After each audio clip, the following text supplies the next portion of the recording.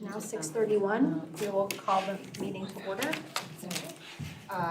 Ms. Jennifer Haggerty, absent. Ms. Lark Pataki, Here. Ms. Dana Andres, Here. Ms. Stacy Holder, here. Mr. James Preston, absent. There is a quorum. Approval for the minutes of the regular meeting, the Board of Ed dated October 18th, 2023. Motion by Dana, seconded by Stacy. All in favor? Aye.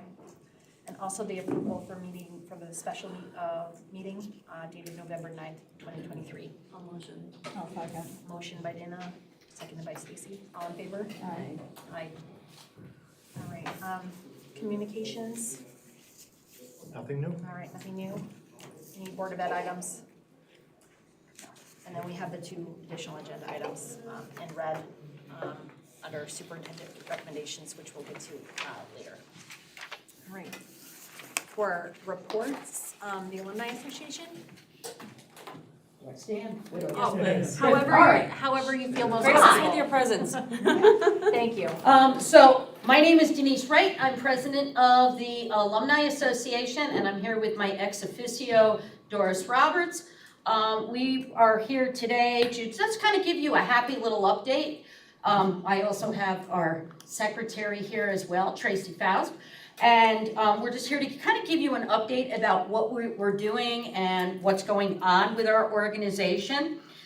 We have new officers starting in September. So myself, Tracy Stock from the class of 1980, and Liz Rooney Ryan from the class of 1989 is our treasurer as well. Tracy Stock is our vice president. And our goal this year is we want to try to increase membership.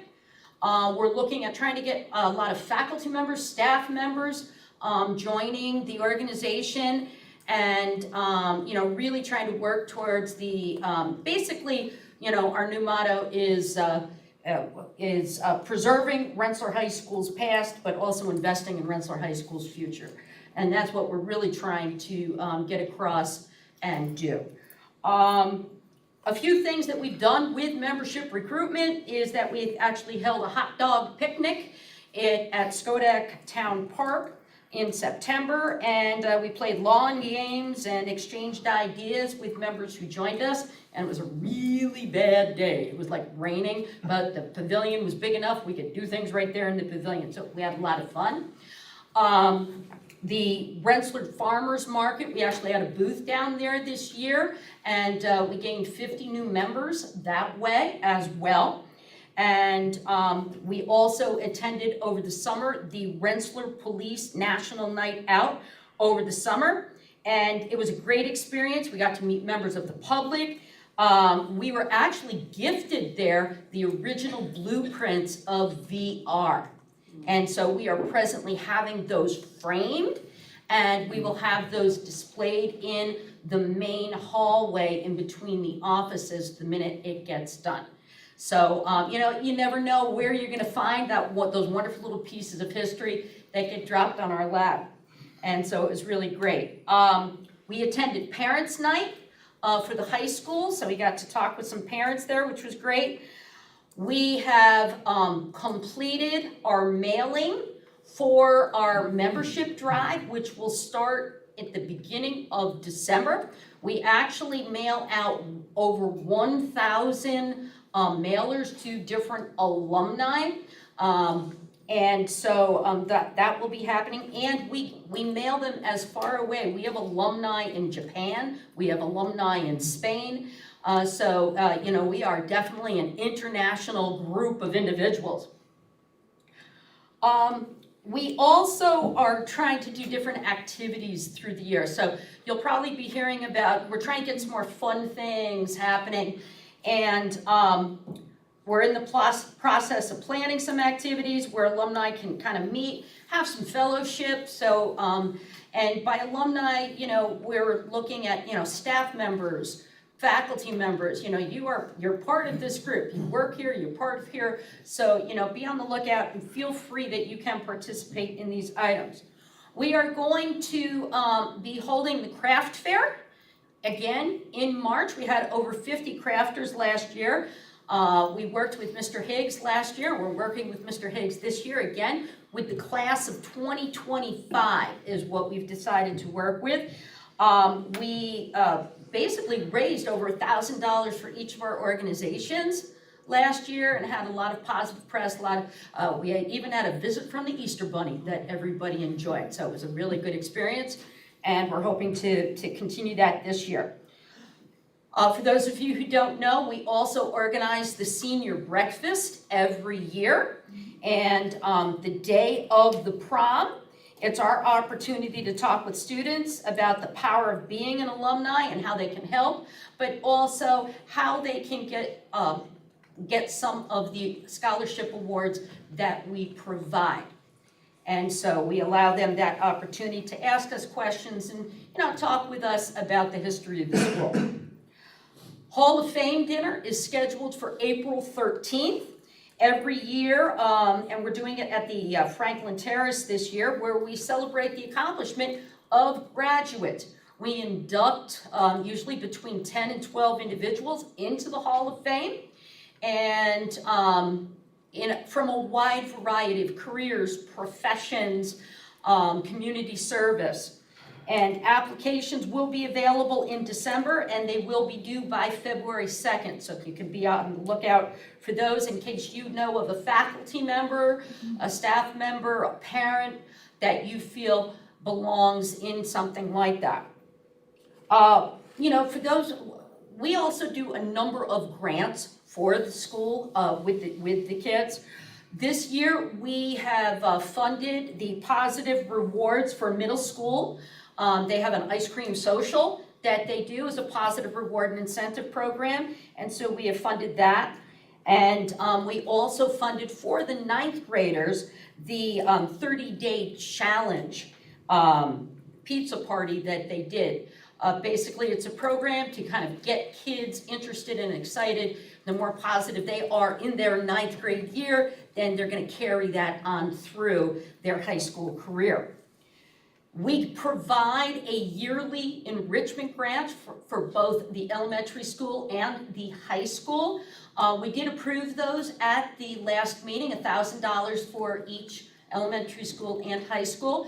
So coming up with a program that you feel that the kids could use, if you could just let us know what programs you decide on, we would greatly appreciate that, so that way we can highlight it during the Hall of Fame dinner.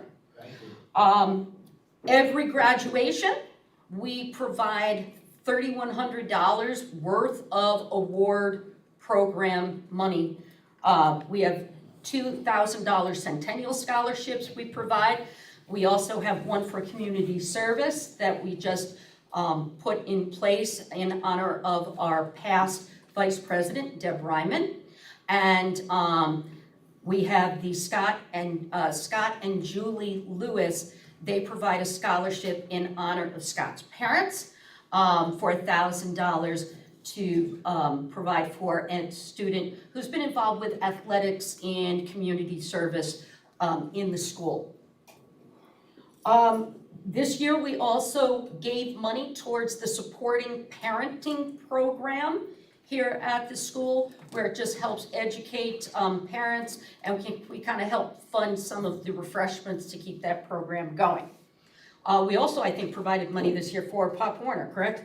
Yeah, for Pop Warner, because, hey, we got to help the football program as well. And so, essentially, for those of you who don't know much about our organization, we do have social media available that you can go on. We have a Facebook page, we have an Instagram page. We also have a website, RensselaerNewYorkAlumni.org. And we provide a newsletter to all of our members. We have probably about 130 very active members that provide financial rewards, but also work with us on top of the 1,000 that we send out to the alumni throughout the United States. And this year we've decided we're going to start coming to the Board of Education like every quarter, just kind of let you know what we're doing, and if there's any ways that we can kind of like assist the students, assist the programs here. And, thank you for the opportunity to talk with you. We just wanted to let you know that we're here to support the students, faculty, and staff at Rensselaer, and are happy to help where we can. And I do have a few little pamphlets that I'll leave here, so in case you have a burning desire to learn more about us, that you'll be able to do that. Do you have any questions for me? I have one question. How do you keep track of where all of your alumni are? We have a database that we keep on our website. And essentially, we keep track by alumni letting us know. So if we get obituaries, we can list them on there. So we ask, if you are a person who is a graduate, go to your class list. And if you know that somebody has passed or let us know. And then that way we can keep updating the list. Through the membership alumni, when we ask you to fill in your yearly form, we bring them back into our database and try to keep everything up to date. One more question. Does everybody in this room know the history of this lovely woman? Because she used to be my teacher back 100 years ago. Does everybody know you? I mean, I don't know if these guys, can you introduce yourself and your history with Rensselaer? Sure. I'm a graduate, class of 1983. I also am a retired teacher from here. So I taught grade 7 through grades 12 here in English for 33 years. I retired in 2020 and have taught many people here and been in charge of many clubs here, and now have come back on this side of the fence. She's one incredible teacher. You will make a peanut butter and jelly sandwich with detail. That's the one thing that I remember. I was usually the writing teacher, so that's where. Yeah, it's only about the What? details. Yep, I also taught ESL for a while as well. What else did I do here? Breast cancer campaign here. I was probably in charge of a lot of pink days here in my. What year did you retire? I retired in 2020, and this is my 22nd year as cancer-free. Yes. So, any other questions? Thank you for your enthusiasm Yeah. and your partnership. You're welcome. You're welcome. That's what we're here for. Thank you, and we look forward to the next quarterly presentation, so thank you so much. So Megan's not here. I just wanted to point out in her report, she had the standard monthly expenditure report, no particular notes on it, and she had the annual district budget calendar. And we need to add that to the agenda. It's a standard calendar with what happens each month, but by regulation, we're required to approve that budget calendar. So will we see that next month, Joe, or is it in this? No, she's gonna request that we put it in whatever section you want. That's just gonna be a new business. I'm requesting that we add a motion, H. A motion is needed to accept the 2023-2024 budget calendar as presented by the school business administrator. Need a motion. Or me this time. But it was in there. Oh, I'll second, sorry, I didn't know if it was done. Motion by Dana, second by Stacy, all approved. Aye. Alright, So that's added in there. That's all Megan had. It was a very simple report. She couldn't be here. All right, thank you for stepping in, Joe, appreciate that. All right, Jeff, I think we're up to you. Hit a couple highlights. I want to recognize the PTA for the trunk or treat they put on last month. I don't think I've ever seen so many people on campus at one time. I think it was estimated maybe 500, 600 people came through. So certainly thank you to them. Want to point out we did have junior achievement come in again earlier this month to work with grades 3 through 5 students. They're volunteers that come in and talk a little bit about the business world, real life kind of things, but what I really enjoyed was them reaching back out and saying how much they enjoyed our students. So it's nice to have them back again. He added, of course, October with Halloween. It was nice to line the track. The weather was cooperative. We had our pre-K parade. It's always nice for everyone to be out there to support them. So that was a nice moment. And then maybe some of you were able to make it to the Veterans Day program that took place last Thursday, but it's probably, well, maybe outside of trunk or treat, it's probably one of our biggest events that we run. The community really comes out and supports our local veterans, and my father also comes, so it's kind of nice that he partakes in that. So certainly thank you, as you know, to Mrs. Nixon. I didn't know it until that day, but that was her 25th one that she's actually been a part of organizing.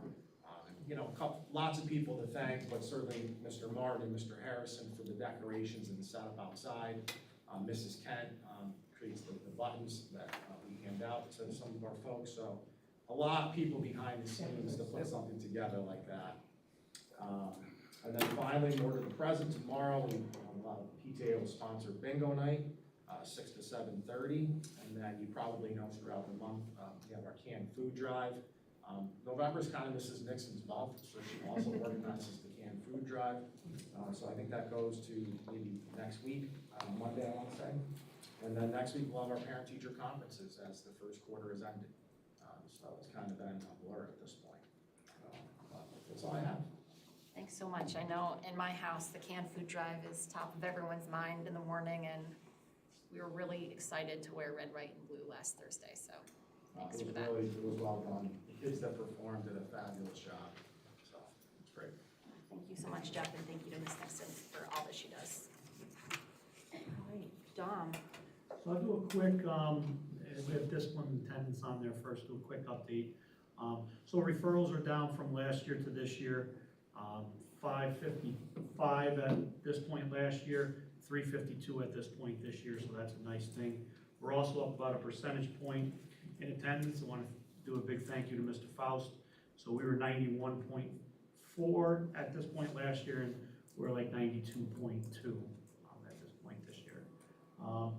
We had our National Honor Society induction last night, so 21 students, all dressed nicely. Even a little Got bit. inducted into the National Honor Society, so it was a very nice presentation. A lot of family and friends showed up. And then last thing we have is the fall play. Will be Thursday, Friday, Saturday this week. The plot like gravy thickens. I had never heard of it, but Mr. Higgs assures me that it's great. And we're looking forward to it this weekend. So if you get a chance, come out and support the play. That's what we got. Thanks so much. Amy. So first on my list to just make sure the board had received, I put together kind of a folder of some different information that was requested at the last board meeting around the policy, which will need to be updated, but the one that we had proposed was kind of the basic policy that most districts are also working on updating. So if you had any questions about anything in there, certainly happy to answer them. I do have some questions. We had some discussion before the meeting. I'm happy to have it now or no? All right. So I guess my main concern with the policy is that it starts out saying that it recognizes students with disabilities. And so it's very focused on students with disabilities. And it seems like it's segregating a population versus being, and obviously there's an IEP component to some of these, right? Of, I want to say behavioral modifications in an IEP. So that seems appropriate. But there could be instances where, say, there's this sentence at the bottom, physical restraint may be used in an emergency where no other approach would be effective in controlling the student's behavior. That seems like it could apply to any student within the district, regardless of their status of a student as being a student, identified student with a disability. So in our discussion, I kind of would like there to be maybe some tailoring of this so that, one, it can be more broad and can be, obviously make the appropriate provisions for students with disabilities and in alignment with the IEP, but also kind of broaden the language a little bit that some of these measures may be needed for our entire population so that it's not so specific. 100% agree, and in fact, that is that new memo that I was referencing from NICE. That was one of the shifts, is prior to this, we only really had regulation around how we did this with special ed students, we have a whole lot of kind of history with that. That was the requirement at that time.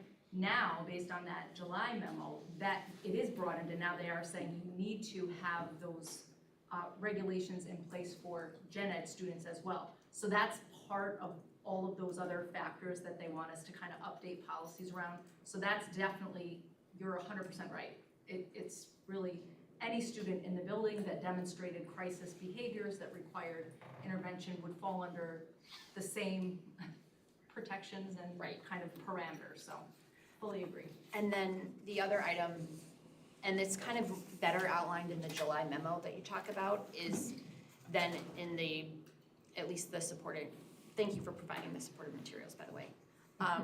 Like the PowerPoint that was defined as, I think it's like 19.5.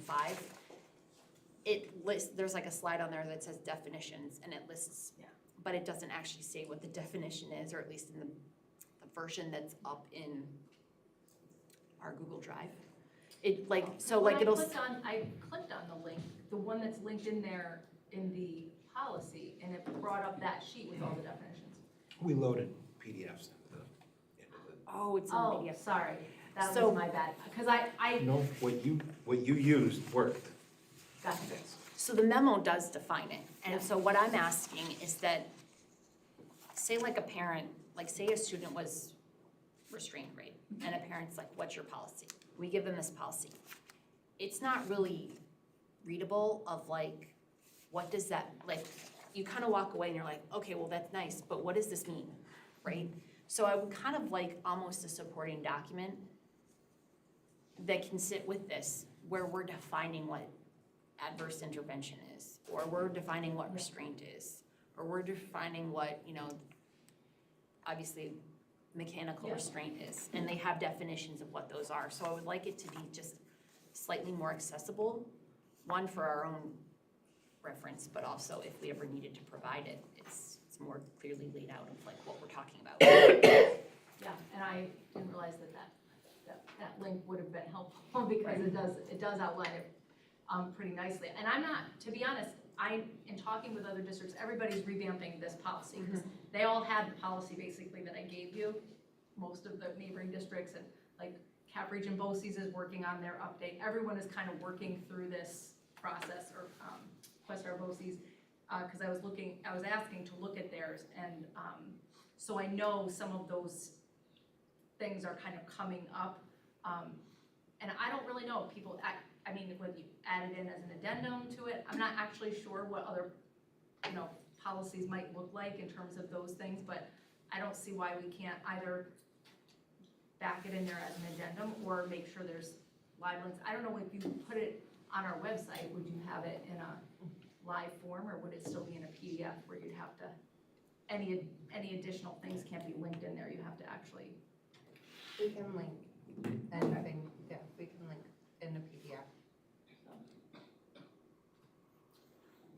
So that was sort of my concern with it, and I think in purposes of our discussion, we kind of would like to have maybe a breakout session where maybe you and the board could meet and discuss and sort of like, what are the highlights of how we can put something maybe in place before we get an updated version, but something that's slightly more inclusive, and get some arm around some of these definitions while we work on how to do an obvious need for a broader update, stable, you know, everyone's having to do this, but. Sure. Free. Okay, happy to do that. Thank you so much. Any additional items, Dana or Stacy? No, I think you covered it. Do you, this is a sensitive topic. Do you know how often school districts are reviewing this particular policy? Is it 3 years, 2 years, 1 year? I don't know how often, I mean, I know right now they are because of the new regulations. On like a regular cycle, I'm not sure. But I do know, as far as the actual practices, that's fairly regularly, you know, reviewed in terms of the data around restraints and things like that, at least monthly.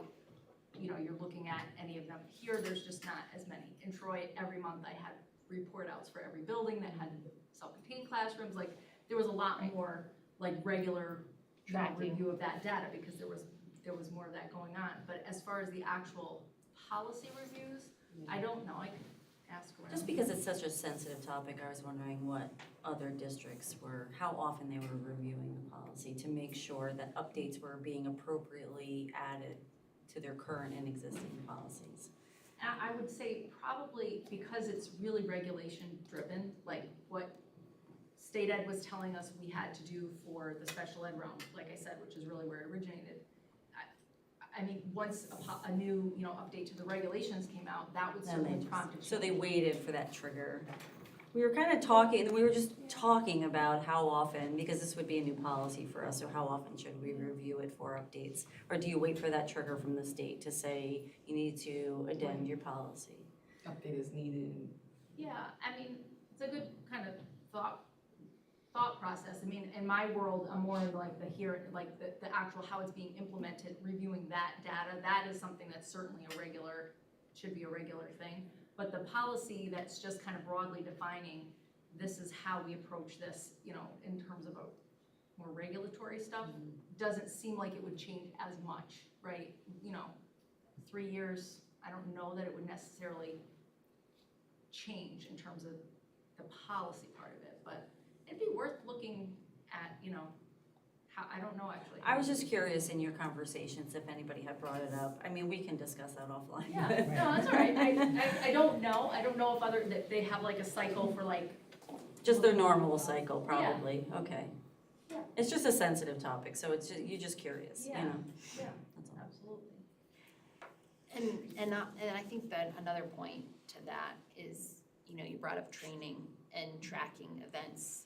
So this policy kind of is saying like what you can do, but it doesn't say when you can do it. So I presume that when we're training, we're talking about when these escalations happen and when these de-escalations need to happen. And so I would be interested in, like, do we have any internal policies that you provide to staff of saying when and how to implement these? Every year that is covered in those refresher trainings. And I don't know if you got a chance to look at the refresher training presentation, which is, it's more of a summary, but that's absolutely an explicit conversation every time about when is it appropriate, when is it not appropriate. And I mean, the full training, it's 4 days, like full days of, like, it's talking through a lot of all of that, practicing, giving different examples. So, and then there's also this debriefing process, like when you have crises in your building, that's part of the new requirements, that you really have to document that you've had a debriefing session around it to say, okay, how did everybody feel about this? Were there things we could do differently, better next time? Those kind of things, to make sure that the implementation is really solid. Like this was a good call, this was maybe jump the gun there, could have done this differently, so. So do It is we, part of the process. do we have like a connector from like the actual policy then? Do we then also have policies that kind of outline your training and debriefing process? Or is that just sort of like best practices that are just to the side? Like more like the district procedures, right? Right, district So it's procedures. like not, the district policy is the one level, then the kind of internal procedures. And that is part of what I talk through with staff and we're talking about. And in PPS, actually, it's come up again recently, not for physical restraint, but for just, there's always opportunities to kind of figure out, are there better ways of communicating more quickly or more effectively? How are we making sure we close the loop when something happens? So those are just really, a lot of that is ongoing. You have your best laid plans and then keep improving them. But we do have procedures, and that I think is a great topic for us to have a breakout session in and really kind of, I can answer in even more detail all of those kind of questions you might have. Did you have any, are you guys set I'm then good. on this? I feel like we could talk about this for the next 3 hours, so I'm fine moving on and Okay. talking Let's about. know where you Yeah. guys want to be and have that next level conversation that we have. Yeah. Do you have any additional items outside of this policy you'd like to talk about? Well, very quick, just, one thing is I just wanted to make sure that, folks were just aware, the NICED has, review cycles of different aspects of the special ed world, right? That they're they're asking us to pull random samples of our data in different areas and they look at it. and let us know what we're doing right and if there's things we can improve. So some of those that we have going on, some of them are also triggered by, you raised a flag there that you had, for example, our students that are alternately assessed. State Ed says we want you under 1% of your population. We, like most other districts I know, are always a little over that number, not by a massive amount. I think we're like 1.46, but it's a small district, so one kid, one way or another, can put you in that category. So it just requires a lot of review processes. We have a number of them that we have to do this year. We're doing SPP 7, which is our CPSE procedures, so we have a whole bunch of data that they're looking for, and we've had gone back and forth sharing information about those. Like I said, our alternate assessment over the 1% cap. We also are part of a task force work group around being at risk for disproportionality and suspensions of students with disabilities. So making sure that we're reviewing all of our practices and procedures and all of the things that we know that we work on really hard, but are there other things that we can kind of do differently or look at more carefully? So we're collecting a lot of data for that. And one I forgot to put on there, we're also doing a review for, it's called SPP 8, which is parent involvement. So we have to send out surveys to every parent of every student with a disability and gather some feedback for them. We don't actually get it here. We collect it for, there's I think it's Potsdam that does the data analysis and whatnot. So we've got a number of things that we're doing a lot of work to gather data for State Ed and answer a lot of their questions. So just keeping you in the loop that all of that is happening in case you hear about it. And on a very positive note, we were able to hire a program director for Project Aware, which we took on a much larger responsibility with that grant this next cycle because we're doing all of the reporting to all of those funding sources, and we found a really great director. His name is Jan Zadorian. He is gonna come, I think we were hoping maybe to do the Aware presentation at the December board meeting, if that fits in. And we can introduce him to you and he'll do a little bit of the presentation, but he's been a phenomenal help, and just, I think this is only his 3rd week, and he's done a fantastic job and was really taking a lot off my plate. And we've got 2 new hires for that grant that are also in the works, and I think we're getting very close. One is a mental health trainer and the other is a program manager, and I think we're gonna be able to really kind of explode with the programming and the work that we can do through that grant once those folks are on board. I'm working on getting those contracts together, and as usual, we have our November PPS newsletter coming out. I think it was supposed to go out today, if not tomorrow, with lots of great resources for families about different services and supports for certainly the holidays coming up. If people have some, food security needs that need to be met, as well as lots of other good stuff, so check it out. Great, thank you so much, Amy. All right. Rensselaer Teachers Association. Hi. Hi. I'm Tricia Stack. I'm the Vice President of the Rensselaer Teachers Association, and we thought it would be interesting to let you know what we're doing within our association, and someone will represent and speak every month about what's going on. So I'll just read through what's up there. In October, I went to the NISUT Leadership Conference and took home many ideas for the membership, and at that meeting, we donated a Starbucks gift card toward the raffle for Making Strides Against Breast Cancer. At that meeting, I also attended a course on negotiations for our contract. And then we had a new and untenured teachers meeting in October to give our members the opportunity to ask questions and become familiar with the district. In the elementary building, Pam Goodwin started the Power Lunch program with 4th graders this week. Every Wednesday, 10 community members volunteer to come to the building and read to the students during their lunch hour. And this year they're doing it with 4th grade. They're from the Literacy Volunteers of Rensselaer County. Dave Martin from the elementary school put on a very successful Veterans Day assembly to honor the veterans of their families and community on November 9th. And also I should include Tricia Nixon and anybody else who was involved with that. Christina Lane, the kindergartners, will be having a kindness turkey parade around VR's hallways. The students will spread kindness by handing out kindness cards on the parade route to our school community. The art classes from both buildings will be assisting with turkey outfits. Kelly Thomas, kindergarten students are having a kindness turkey parade on 11/15.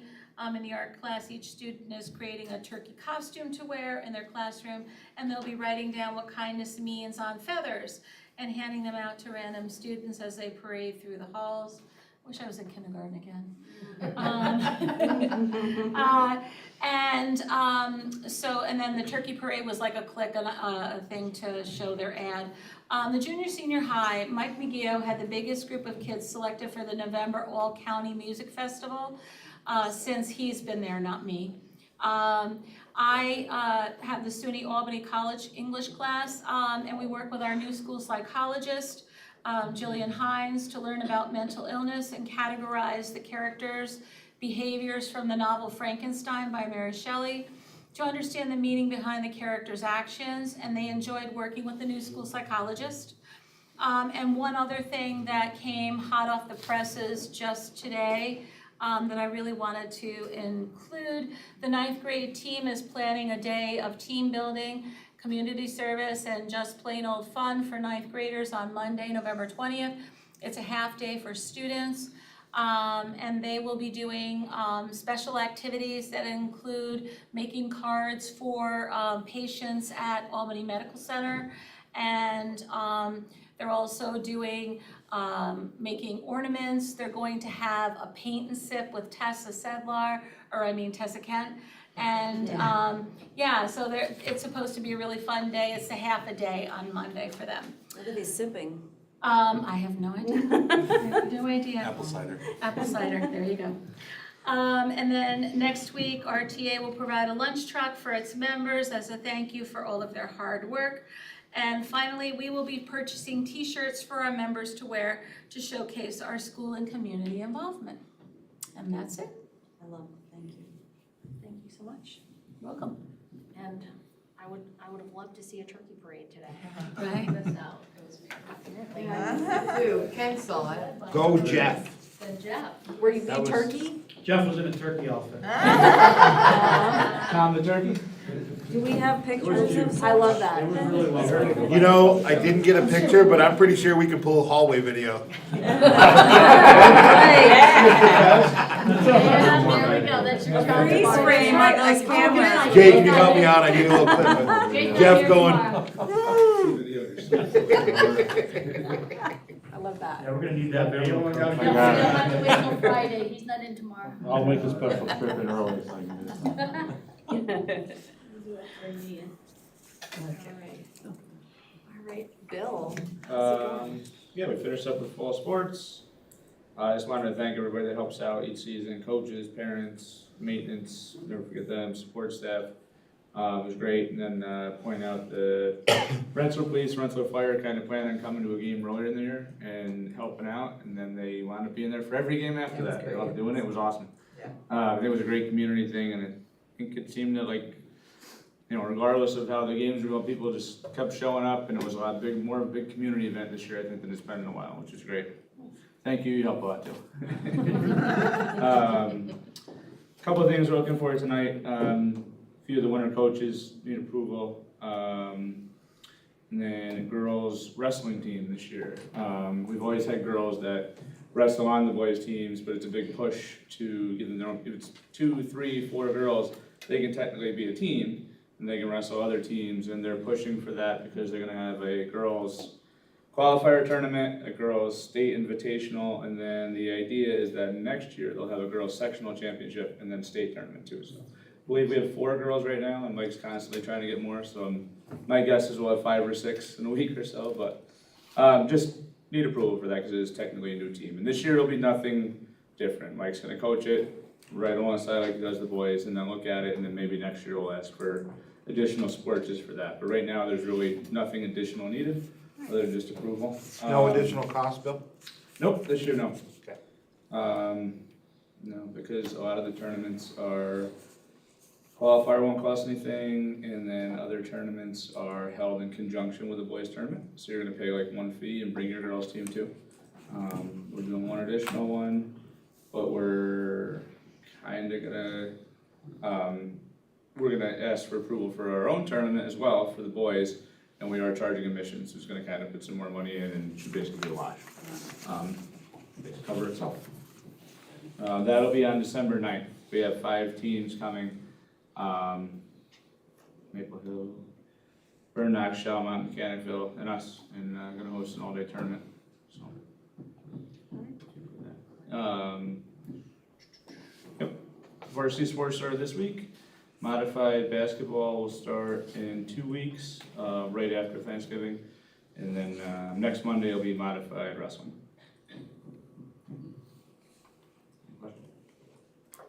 No? I'm all set, you guys? No, that's good. I'm glad to see the wrestling's finally here. Yeah. That got shut down the year of 2020, we were ready to go for I the know. first one. I know you wanted Yeah, to. Mike's so that's excited, nice so. that we're finally Yeah. getting that. Looks like it. All right, and Heather. Also, I want to say thank you for the haunted bus at the PTA. I thought that was a very nice touch, and we went through it several times, so. So that's actually part of, so last year we had 9 drivers when I got here. I got here at the end of January, early February. We had 9 drivers. We now have 14 drivers, 2 more drivers in training. However, now we only have 1 because he passed his road test today. So we have another driver. Ken Walker is the other trainee, and his road test is actually December 8th. That did change. And then Dominic Gagnon passed his road test last month. So we are actually looking very good for drivers.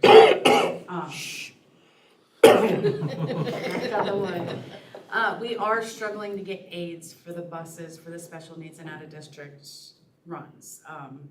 We have 3 dedicated bus aides right now. We need, Sam was filling as a bus aide. Dominic was filling in as a bus aide, and Ken is also filling in as a bus aide. So we're working on that. I'm not sure what else to do, but we're coming up with some ideas. What is the ideal number based on the number of runs that we have? The ideal number, the ones that we can't use from the school are the out of district and the special needs runs, because they have so much time to them. So we have 5 out of district runs that really do need an aid on them, and that it just it's too far out to share an aid with the school. And if someone was looking to become a bus aide, Mhm. what is the process and what is the time commitment for that? So the bus aides, they do have some SAD training that they have to do at pre-service. They have to have their fingerprints just like working at the school. Do a PPT, so they have to be able to pull a minimum of 129-pound bag, the length of 30 feet for the bus. They have to be a minimum of 19 years old. And then the time commitment is morning runs. Some of our runs leave as early as 6:15, and then get back at 9:30, and then afternoon leaves between 1 and 1:30 and gets back. Usually everybody's back right around 4 o'clock, maybe a little bit later. So it's a decent chunk of time, honestly. We are also struggling with the number of buses that we have. We have right now the one half bus is a spare bus, and then 1 big bus that is a spare bus. So we are covered legally with our spare buses, but if we have an inspection, a breakdown, a sports trip, it cuts us very, very tight. So that's one thing that is a little tough. Even buying the 2 used buses that we were able to get. So those were 2 additional buses that we added new to Yeah. our, To the existing fleet, yeah. and so ideally, if we needed to purchase additional buses, what would that recommendation look like? I would say at least one more big bus and maybe a small bus as a spare. The one that we're using as a spare, the half bus, is it's costing a lot of money in repairs right at the moment. It's pretty old. So, which is why we've kept it kind of as a spare and only use it when needed.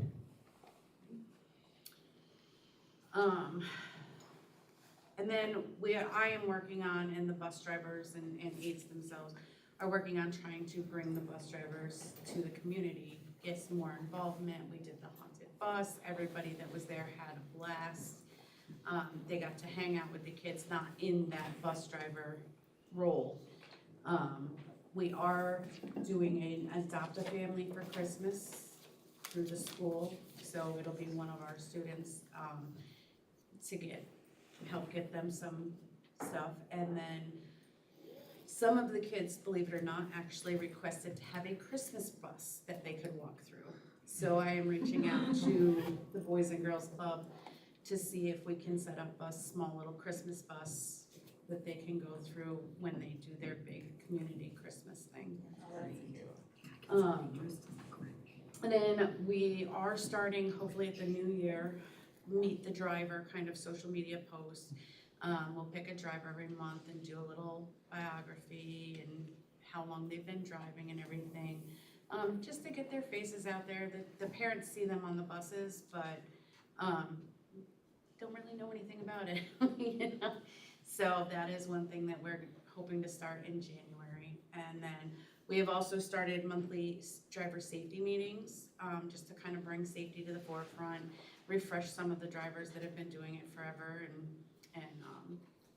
we had, sorry, that doesn't, I thought I had more on that paper. We had a guest speaker from Utica National come in and talk to us about some defensive driving techniques, especially in the city and the small streets. We plan on, I had met a gentleman at one of the conferences that I went to who is autistic and does presentations on what it feels like to ride a bus as an autistic person, and just that overload, and just bring some awareness of the special needs, especially since how Rensselaer City hasn't had their special needs busing in a while, and do some additional training in that. Sounds really great. Thanks, Heather. What's your, I'm sorry, one question. What's your barrier to the aids? Why don't people want to do that? I can't say for sure. I do feel that it's probably a pay rate situation. And the split day? Split day, maybe, but a lot of parents like that because they can, you know, get their running around done. I really do, I mean, it's a tough thing. We're paying the least in our area. Do you have the rates that other areas offer? That you can provide? I know that some of the private companies, I know their pay rates. I know East Greenbus pay rate. I don't know Lake Averill Park. I haven't been able to get that information. Well, if you could do some prying and pass the information along. Yep. Thank you.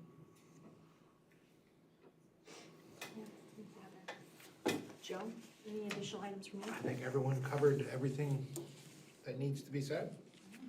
The only thing I wanted to say is there were 2 red items that were added. One is to accept the donation of office furniture, which clearly that's a no-brainer, but the board needs to take action when we get those things so that you're aware. And the other was the wrestling team, but Bill already answered all the questions. So that was the 2 additions. In terms of the new business items, the policy, that's just a second reading, right? So we don't need to make any changes there if we're having a third reading on that. Item E, under new business. That's up to the board. We're not adopting it, so Okay. no action other than recognizing that we looked at it and talked about it. I think that's fine to keep as is. You guys, yes, that with that? Okay. Yes. All right. All right, so a motion to, actually, before we move on to that, invitation to visitors to address the board. We have some students here. You can ask a question to anyone here, and then you can say that you spoke at the meeting when you report back to class. Usually we ask you to tell us your name at least and tell us why you're here. Then you can go back and you can say, I spoke at the meeting. Hi, my name is Shayla. I'm a senior here, and I'm here for my government class. It's a requirement, and honestly, I kind of like sitting here, listening to all of you talk about all the important stuff. I like how enthusiastic you are. Every time I've seen you, you're always so energetic, and I love that. Not Denise. Some of you I know, but a lot of you I don't know. But I look forward to seeing you around the school. Thank you. What do you want to be when you get older? I want to go to school to be a vet. A veterinarian? Good for you. My name is Shahid. I'm the same senior, and I came here because it's required. And it's nice to see y'all. Some of y'all, like, it's my first time meeting you, and it's nice to see you. And I like the way y'all, like, there were, like, some times where y'all, like, are serious, but there's also good times where you guys laugh about it. Yeah. Thank you so much. What do you want to be? I honestly don't know. You don't know? Yeah, how are you supposed to know when you're a senior in high school, right? I mean, how are you supposed to, I still don't know, I'm 45 years old. Same.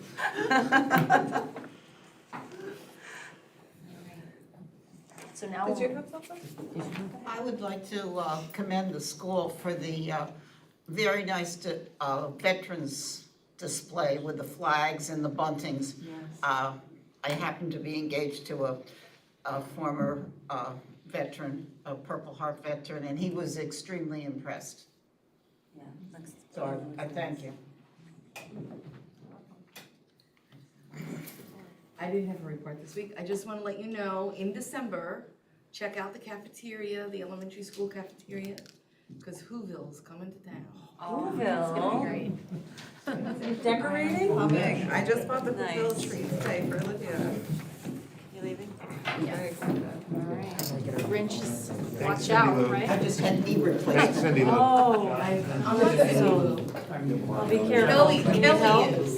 I'm only 2 weeks out of Grinch. Just don't fall. For the love of God. Look at you, you don't need help, you got it. Volunteer. But I'm doing good. Have a good night. We have some I know, motion. we're gonna Okay. motion to move the remainder I have of the agenda. motion. I second. Motion by Dana, seconded by Stacy, all in favor? Aye. All right, and then we're going to,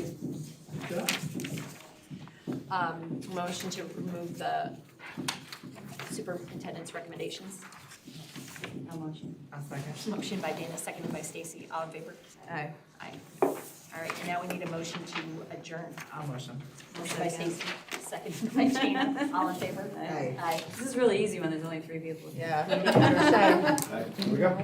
Thanks, everybody. Aye.